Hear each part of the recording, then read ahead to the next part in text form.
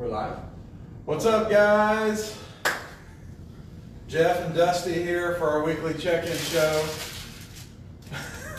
We have a couple guests today. Dusty, why don't you go ahead and introduce the guy to your left? This is Alec the Jones. Howdy. One of our interns here. This is Mr. Cruz, Corey Cruz. Yeah, both these guys interning with us this summer, and you're going to understand why they're with us here in a little bit. And I want to let you know a couple things as we get started. Is this Sunday is Father's Day, and we are stoked about it. Yes. We have some pretty awesome things planned for this Sunday. We'll say this, on Mother's Day, we weren't gathering. And, which we are sorry, but take that up with Rona. Yeah, take that up with #Rona. We usually do some stuff for moms that we weren't able to do, but we are gathering, and so we're going to do some things this Sunday for our dads. And here are a few things. And so, Dad, if you're listening, literally Dad, if you're listening, but dads, if you're listening, we want you to be here this Sunday. There's a few things we're going to have. We're going to have pictures. You're going to take a little photo booth pics. If your kids are here, then you can take them with them. If not, you can just take a sweet glamour shot on the zero-turn mower. We're going to have a couple zero turns out there, because what says Happy Father's Day than a dad on a mower, right? But here's the thing. So we got that going on. We're going to have a Hertz donut for you. And so those will be here. And then last but not least, after the 9 o'clock service and after the 11 o'clock service, we're going to have the zero-turn mowers. You can pick which one you want to run with. It's kind of like going to the go-kart track and picking which go-kart you want. You get to pick. There'll be two here. And we're going to do a down and back sprint with the zero-turn. Whoever has the fastest time at the end of the day will get a nice gift card to a restaurant. We're still trying to sync that up. It will at least be $50. We see how generous we're feeling on Sunday. It may be more. But you will get a gift card, and so we're excited about that. So we've got plenty of plans for you on Sunday. So dads, be with us, 9 and 11. If you're watching online on Sunday, I'm sorry, we cannot virtually deliver a Hertz donut or have you virtually race. I'm guessing there is some way that's possible, but we are not up to the task for that this Sunday. And then Dusty, talk a little bit about the graduation, seniors, kind of honoring them. So we'll do a senior Sunday or a senior send-off here. So both at the 9 and 11, we will go through some pictures that we've gathered from the families. We'll go over a short bio, but we want to take a moment to celebrate, honor our seniors, especially since they're going through a not so normal kind of way of exiting. So we want to just honor them, pray for them as a congregation. You'll be able to see that online as well. You'll be able to pray with them and join us in prayer for those seniors. So we're excited about that. And we'll be doing that for both the 9 and 11 service, 11 a.m. service. And I just say this because I know there's some of you that may want to attend for some of the graduates, but still are a little nervous or uneasy. We do have our back area that is specifically for those who don't want to be around large groups of people, or a kid running around flying through. We get that. We understand that. We understand you and what you're feeling, and so this back area will be sectioned off specifically for you. We have it spaced out, and so that is there available as well. And we'll just say this on the precautionary stuff for our services. We're still doing every other row. This Sunday we'll make sure both exits are open at the end of service. We'll be cleaning things in between services. No hospitality still. The donuts. Except for you dads. That will be safely distributed to your hand on Sunday. And then we'll have kids service, 11 a.m. only for early childhood and elementary. So that's a little bit just on kind of what Sunday will look like. Now, it is going to be Father's Day, and so we thought what would be a great way to honor dads and really to kind of get us in the spirit is to be able to kind of have a little bit of a dad joke what would we call this? Competition. It's like a joke off. It's like a joke off. It's Yeah. like, yeah. Best joker. Is that, Best is that joker. what's the guy in the Mavericks name? Luka Doncic. Jokic? That's Oh, the no, Nuggets. no. Oh, no. Oh, man, he's trying to start. Okay. I thought we were still like having a real conversation. Yeah, so here's the deal. Here's how it's going to play out. We're going to kind of alternate our delivery of jokes. And because me and Dusty are going to deliver to each other, Alec and Corey are going to deliver to each other. And those who are speaking or receiving, okay, only those, if they laugh, it's a point for the team. So like if Alec were to laugh, which he will, if he were to laugh, it would be a point for them. And the team with the less points at the end of our least, thank you. My wife will appreciate that grammar. They will win. I'm not sure what anyone's going to win after this, but we're going to do it. Lots of pride. Lots of pride. Like I need anyone to eat. Yeah, why don't you want to switch with Alan? No, I guess I can get you right here. Yeah, Stay we're good. there. We're Stay good. there. We're good. Do you guys want to start, or would you? Do you have a We coin? want to flip a coin. Here, I got you. Will you just Siri, flip a coin. Tails never fails. Or tails, or heads. It's heads. We go Okay, it does fail. Tails, yeah. Go ahead, Carter, move, yeah. Got studio audience here today. Thank you, Carter. move the entire thing? Move that up a little bit, Slowly. slowly. Slowly. We have unbelievable technology we are displaying right now. Yeah. We wish you could It see is behind like the a- scenes. Just a, What is that movie? Bruce Almighty. Is We got, Yeah, there's lots of movies with ropes. that good? Yes. we Is good? that good, Dusty? yes. Alright, I'm gonna scoot a little back because I can't see my dad. Oh. There There we you go. I guess you can tell us. And I will say this, is that if you're out there today in the interwebs, let us know that you're there. We'd love to hear from you. Drop your name, say hi, yeah, so. Okay, we're starting. Here we go. All right, oldest goes first, right? I'm coming to Dusty right All now. right, here we go. Did you know that diarrhea is hereditary? No.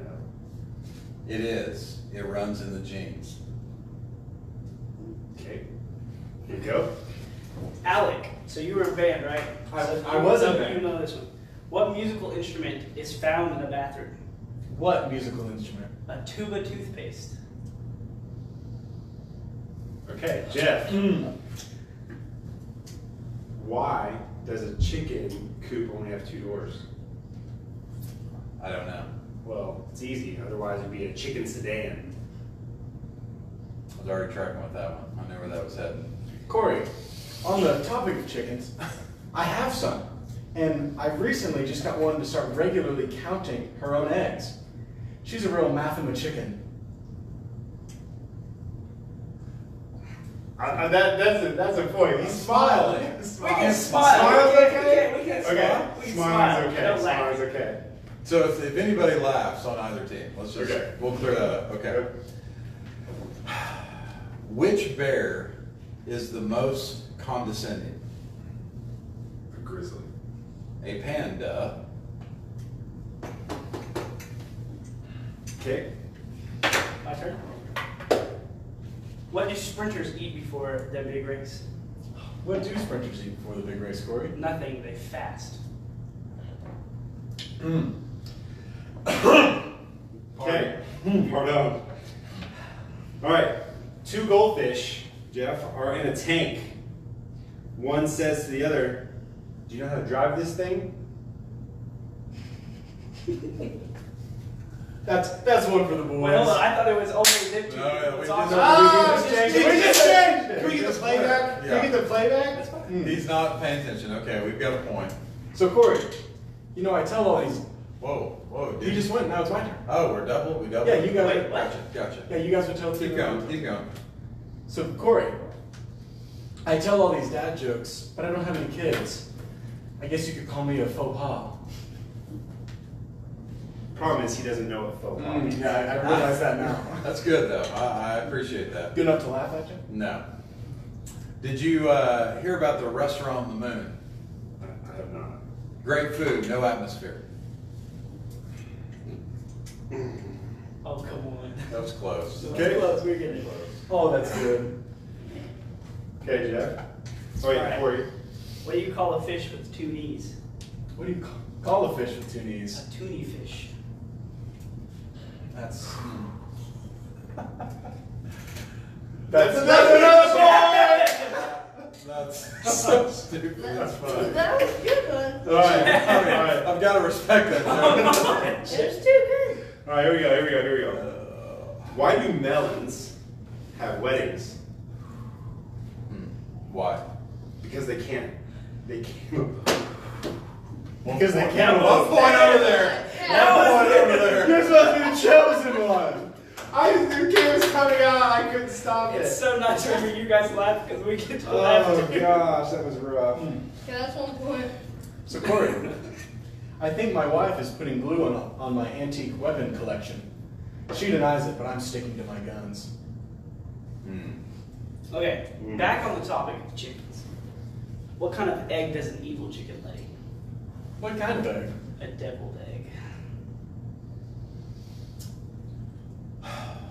What do you call a fake noodle? Come on, you didn't What get in it. the world? I'm sorry. Hey, He didn't get even this guy out of here. He didn't even Get get this it guy out. out of here. I saw it coming. I'm sorry.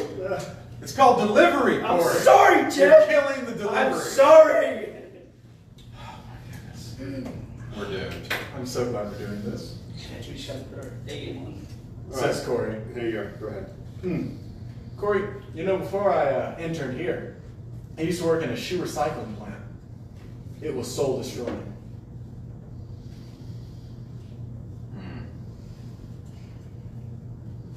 Jeff, how many apples grow on a tree? I don't know, Dusty. All of them. Do you know the German word for constipation? Absolutely not. Far from pooping. Huh.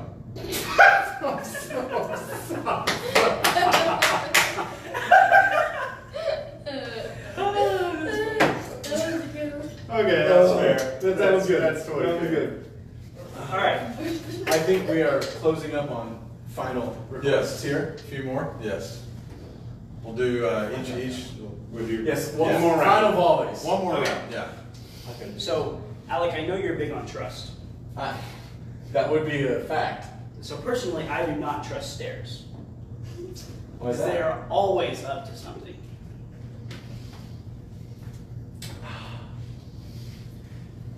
In a V of geese, why is one side always longer? Because there's more geese on that side. Okay. Like Carter, like that one. What's ET, the alien, short for? Extraterrestrial. No. He's got tiny legs.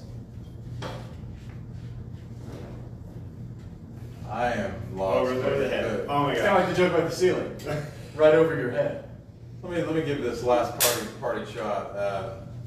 What do you call an alligator in a vest? An investigator. Very good. And very, scene. very good. And scene. The winner With high. of today's joke off I think we've got it. is Alec and Dusty. Only had two laughs. Jeff and Corey had 3. Maybe all 3 were Corey. No, I had 1. No, You had one. Did I laugh at our own? Yes. Yes. Oh yes. You're We- tuning we fish. You're literally- tuning fish. Oh. You You're beat imposter. yourself. You beat yourself. You're imposter kid. All right, Alec and Corey, we're gonna send you off. We'll say Goodbye. thank you guys for joining us. Oh, It's always a pleasure. that was good. That was Oh, good. That was good. Yeah. That was A good. toonie fish. We got a couple of people that clicked the sad and mad emojis, so I don't know what that means. So bad. Not sure what that means. Oh man, the German one got it. Got it. Oh man, how do we segue from that? Well, I think we'll segue, talk about camp a little bit. We've got some awesome summer camp opportunities coming up. Some of you all have been signing up. And, yes, thank you. Thank you. That helps us. If you have, whether you have a 1st through 6th grader, or 6 through 12 if they want to do student ministry stuff. We've got options for you. Kind of speak about that. Yeah, so if you just go to our website at thecrossing@bcc.com/summer camps, you're able to find all the information for any student that you have from 1st through 12th grade. So we have 6th through 12th going to Camp Encounter, which is local, a non-overnight camp, $80 right now. July 1st we'll move up to $100. We're partnering with 15 different churches. Then we have our Kids Crossing is going to go with Rejoice to Camp Victory. Yep. As you can see, it's $185. It is an overnight camp, but that is the week before ours. So the Camp Encounter is the 20th through the 24th. This one's July 15th. And all you have to do is, like you said, go to crossing@bcc.com/summer camps. Registration information's there. You can pay there. And also, if you have any questions or anything, email links and how to get a hold of Bren for the kids or Dusty for students. And I know with the Camp Encounter, the way it's working is if you'll go to that website and you're pre-registering, there's a pre-register form. Once you fill that out, I get notified, and then you can also pay there. But once I get you pre-registered, I will send you a parent form that will show all the schedule, the camp, the packing list, all of those details. So a way more detailed packet will follow a pre-registration We packet, just need you to register. but we have to have you to register first. No, that's good. That's good. Also, we're excited. I did not mean to click on that, but there's Ryan Houston on our Serve Sunday. We're excited. I lost myself. We're excited about our summer block parties that are happening this summer, starting in July on Wednesday nights. And I don't think I have the graphic here, but you can talk a little bit. It's kind of a family ministry deal. So yeah, share a little bit of what that Yeah, is. so Jeff kind of was just like, hey, what can we do this summer? And Brent and I immediately kind of just took it and ran with it. We wanted to do something across the board for all ages. Again, 1st through 12th grade. We're going to put them all together in the same place, but yet they're going to be doing different activities. So there will be a rec portion where we'll do something fun that's more of like activity, like more like sports based or something like that. We're Nine gonna square, stuff like that. Be more hands-on stuff, and then we'll flip it over, and then we'll switch age groups, and they'll go with Bryn, where Bryn will be doing some kind of creative activity, whether that's bleach washing shirts for the high school, tie-dyeing for the youngers, and so we're able to have multiple different things for multiple different students. And plan on doing some like unique food stuff that's summer appropriate, you know, from Josh's Snow Shack to ice cream to different things of that nature. And so honestly, for me, just excited, and I think even everything we're coming out of, to be able to have a safe and fun spot for our kids and our youth to be able to gather. It's going to be great. And so water activities, all sorts of stuff. And those will be Wednesday nights in July, starting July 1st, 6:30 to 8. And so be looking for that. We're going to be communicating a lot of different other ways, but wanted to make sure you're kind of getting that down now. Not to be confused with next week, we will just have Rooted Student Ministries, which is 6 through 12. So one more week of just like the upper class. Kids, Yeah. you show up next week, you're out of luck. Yes. So you're a week early. Yes. July 1st. Well, right now, I want to kind of move and really continue our James study, which honestly I've really enjoyed. I feel, I really hope it's encouraged and challenged those that are watching.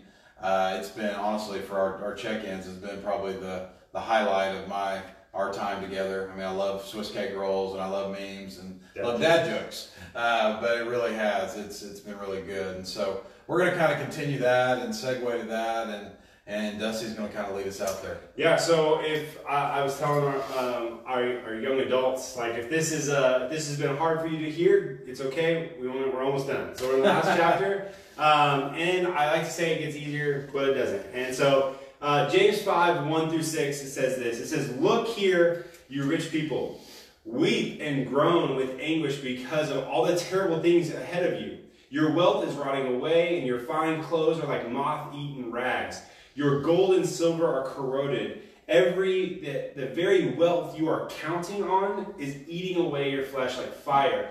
This corroded treasure that you are hoarding will testify against you on the day of judgment. Verse 4, for listen, hear the cries of the field workers whom you have cheated of their pay. Their cries of those who harvest your fields have reached the ears of the Lord of the heaven's armies. You have spent your years on earth in luxury, satisfying your every desire. You have fattened yourselves for the day of slaughter, and you have condemned and killed innocent people who do not resist you. So, just a little bit of light reading. Yeah. So, Jeff, what's the first thing that you notice whenever you hear that passage? That passage, I'm not sure what the most difficult thing to digest is. Maybe white rice, I'm not sure, but that was just a bowl full of white rice. Nothing on it. Yeah, nothing on it, hard to digest. No, I mean, to me, like as I read it, I feel that tension of living, the temptation of living for the here and now versus the eternal. Yeah. And how, like, I mean, Western world, we kind of make our mark as, seize the day, live for today, eat and drink, kind of for tomorrow we die. So we just live in indulgence kind of lives. And this kind of like is a big ouchie, spiritually speaking, when we look at it. So I think that tension of here now versus eternal. Yeah, and again, going into context of like who he's speaking to, it's kind of sad that he's speaking to these believers, right? He's speaking to people who are like, of all people who would understand that it's not about earthly treasure, it's about the treasure that you store in heaven. Like he brings up, I think, two main points in the first 6 verses. Is the first is the ultimate worthlessness of all earthly possessions. Like the fact of how worthless those things can be in eternity's mindset. And then the second thing is to show the dangers of someone who then their character who could possess those. So it's the fact that, okay, these might be worthless for us through eternity's standpoint, but that our character is what's at danger if we possess them.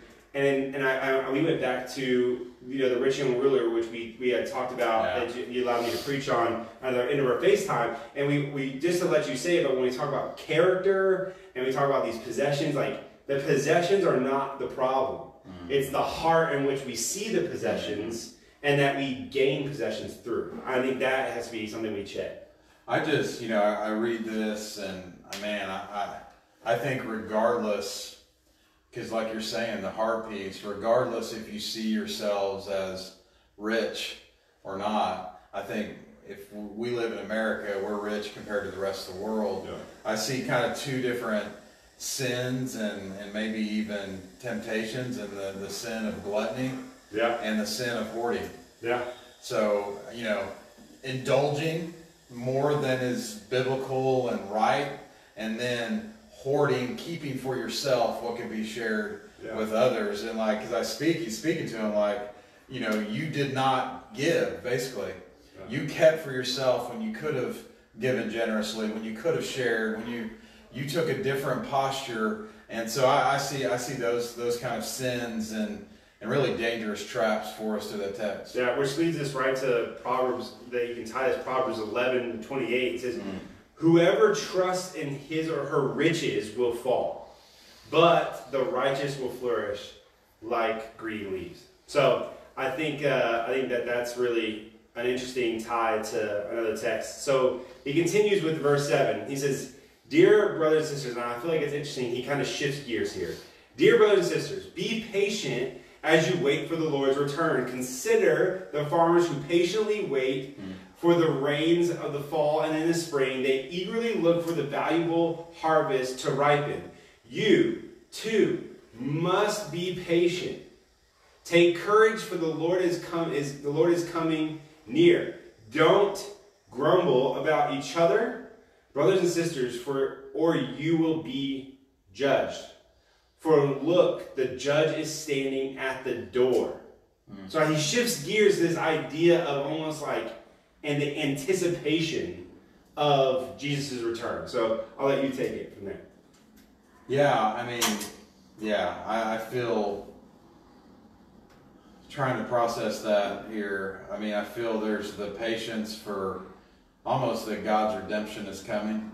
You know, whether it's his physical return or just that supernatural movement. But I also see, like, you know, be patient with the instructions that I'm giving you. Yeah. You know, because you flip it like living generously and sharing and giving of yourselves. I mean, it's kind of the don't get weary in doing good kind of deal. You know, is that the fruit and the produce of that will come eventually. Yeah. Like, trust God's ways, trust his plans, trust his instructions, wait patiently, because there is a yield that will be coming in due season. So I think it's funny that how people of this time and how real this is for us today right now, right? People of this time and the people today are constantly like have this expectation of Jesus' return. I asked some students, I was like, raise your hand if you've heard anybody say this is the end, like this is the end times, like.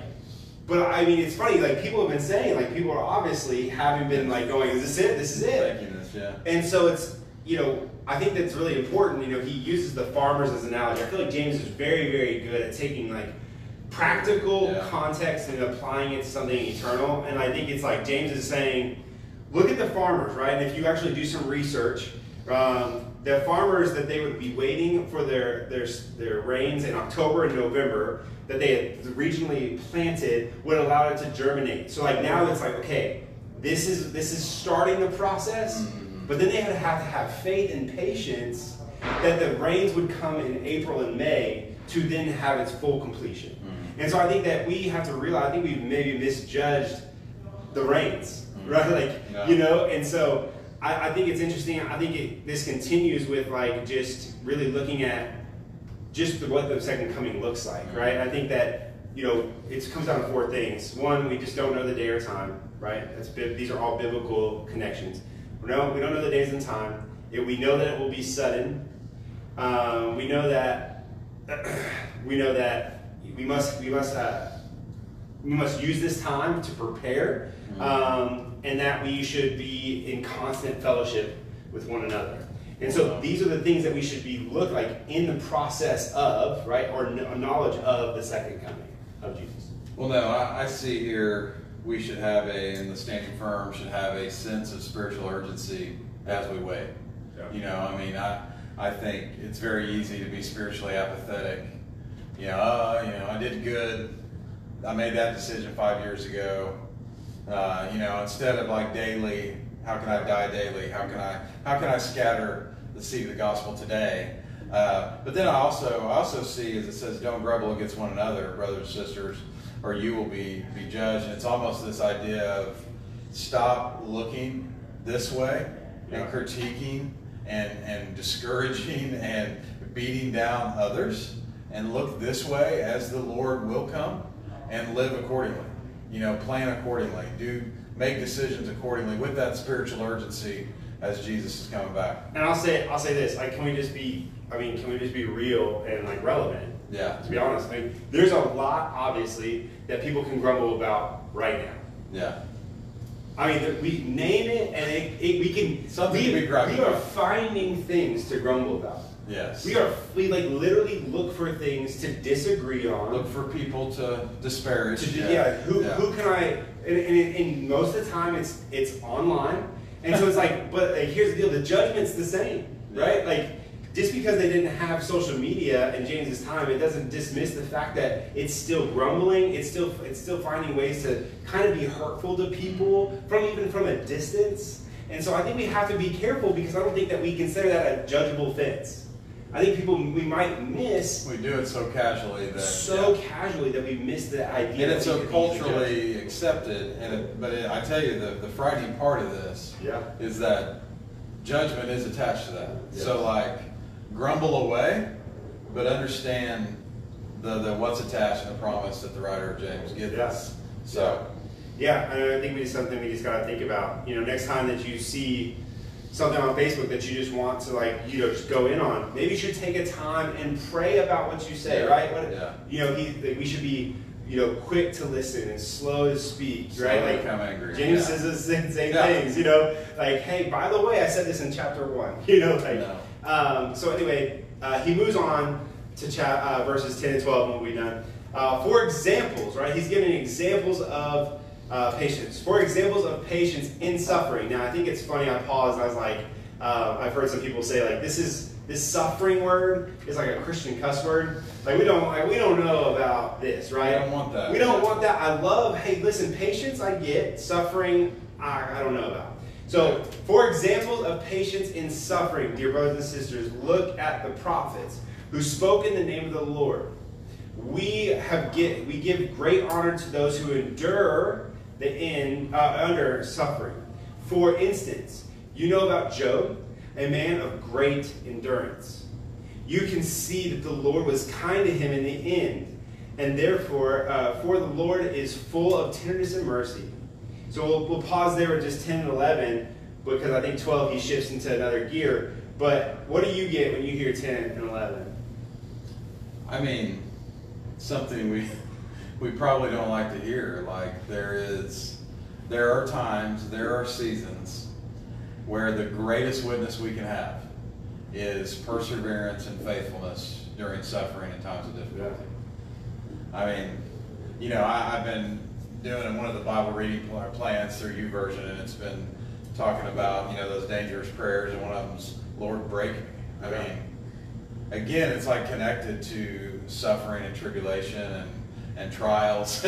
I mean, but here, it really, to me, it speaks to it. Like, as you know, we count as blessed those who have faced difficult times, adverse situations, and have persevered, and have proved faithful, and have proved obedience. And it kind of caps it there, and it says, listen, that is not only a witness, but that is evidence of God's compassion and mercy for you to really sustain you and get you through that difficult time. I mean, how often do we talk about endurance in the sports world, but like this is like James is like clearly saying like there's endurance, there's end. Like these are things that are obviously a process. These are things that are part of a journey. Like this is not something that you should just be like you should feel it a little bit. Well, and it fights back against the thinking that I'm following Jesus, and that means there's no hardships, no difficulty,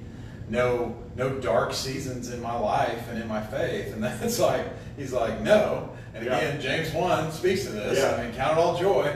He reminds them, like, hey, by the way, I wrote this already. Just so we're clear, I'm going to finish the same way I started with that, hey, you should count it a joy to suffer, right? And so I also think that what he brings back here is that while you're counting it a joy, understand that joy comes to know that you have endurance to get through the next thing, right? You're going to come out, like every season ends, but then that means a new season begins. And so what you walked out of may actually be preparing you for the next season to walk into. And where does that endurance and that perseverance come from? Right. It comes from the Lord, who is full of compassion and mercy, and who is the God of all comfort, who comforts you in your time of need. I mean, I know we both could probably ping pong seasons and situations where, I mean, goodness, none of us would be like, hey, I want to go through that. But we look through that, and we, whether we realize it then or now, is that the testimony and the witness that came out of those seasons where perseverance and endurance were needed were great. Were very impactful to our story now. Yeah, and it's interesting, again, he uses the prophets, right? He's not using disciples or people that walked with Jesus, right? He's talking about people who proclaimed the Lord's name before experiencing it. Right? Like they believed it before they experienced it. Like you can go through all Hebrews 13 for that. But like the Faith Hall of Fame, right? But like that's the point. He's reminding them, and like he uses Job as the main example, right? Like if you know anything about Job's life, that was sheer endurance. Yeah. I mean, and so, but he shifts gears a little bit in verse 12 and says this, but most of all, my brothers and sisters, never take an oath by heaven or by earth or anything else. Just say a simple yes or a simple no, so that you will not sin or be condemned. I think that's very, very interesting that he ends it and wraps it up this way. I think oaths were obviously of that time were a little bit different. I think the more that you study like cultural context, people, the believers that he's talking about, are kind of just like, we're being flippant with like their oaths and stuff like that, and then people's words began to not matter. So then when people are trying to tell them about God, all of a sudden it's like, but that doesn't make sense. So they were easily discrediting the words that were coming out of their mouth based on the oaths they were taking. No. So, I mean, I know we're going through our Blessed series right now, the Sermon on the Mount. He is referencing a piece of the Sermon on the Mount where Jesus actually speaks to this part of it. Yeah. Where he simply says in verse 36, he says the exact same thing. He says, "Do not take an oath." He says, "For you cannot be the one. You cannot be the one that can basically split hairs." So he says, "Let which you say be a simple yes or a simple no, for nothing more will come upon you that is evil." It's like he's referencing, hey, by the way, like I'm not making this stuff up, right? Like he says, be yes or be no. Why do you think, because it's kind of the end of this section, yeah, why is that place there? After all that we've just read. That's really interesting. You know, I guess when I think about that, just so like he starts with the rich, then he starts about being patient, right? I think that it's super simple. Honestly, I immediately go to like the lukewarm, you're in, you're out kind of thing, right? Like if you are a yes, right? Like this is my yes, Jesus is my yes, then let it be yes. Yeah. But if it's a no, here's the deal: the no doesn't mean that that's bad. Yeah. The no just means you know where you're at. Yeah. Which means like, okay, I'm just not there yet. Yeah, it's almost like, I mean, the writer of James is saying, please, whatever it is, make an honest declaration of where you are. And if you are in, be all in. Yeah. And if you're not in, state it. And hopefully you'll find yourself in. But yeah, I mean, I grew up in church and Christian culture, and, whether it be a camp or a weekend event or just even a Sunday service, there was a lot of and again, I think some of it was just culturally, that's kind of how it was. So it was like, yes on Sunday, no on Monday, yes on Wednesday, no on Friday. And it's almost, again, I know that was no one's intentions, but it was just kind of, it was the norm, unfortunately. And I think this is speaking against that. Like, it's count the cost kind of moment of following me and following the ways of Jesus. Like, count it, understand it, then deny yourself, pick up my cross, and follow me, you know? Yeah, because I mean, when it comes down to it, it's very interesting that it's that simple. It's that simple, but very difficult, right?